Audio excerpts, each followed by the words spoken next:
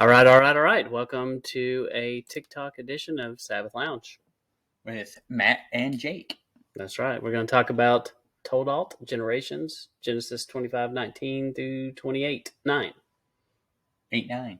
This is week 6. And you've got this story of the hill grabber. Jacob and Esau. So, and you've got this concept of the birthright blessing.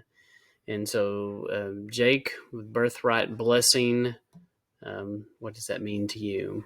So there's based on your order of birth, there's blessings that go to you. The first one usually has all the responsibility kind of blessings, all the monies and stuff to deal with the family as he becomes the head of the household after the father dies, that kind of thing. And generally, it was given to the firstborn, but there are many instances in the Torah where the firstborn didn't get this birthright blessing.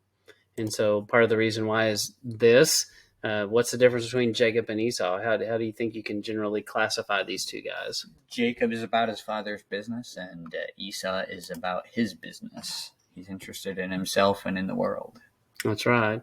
And so for sure, we need to be more like Jacob and not like Esau. I think the world, in a lot of ways, lifts up the Esau's of the world and puts them on a pedestal and like the alpha male kind of thing. Take your own, you do this, do whatever, take the world by the horns. And we see a little bit different model in Jacob. Right.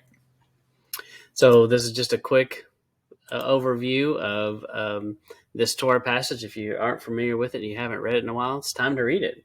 Yep. And we have a series of Torah portions that we've been doing. We just encourage you to go check out the full list. version. That's right. I think we've done up to week 16. Is that what we came to? So far. So we'll be expanding this throughout the year.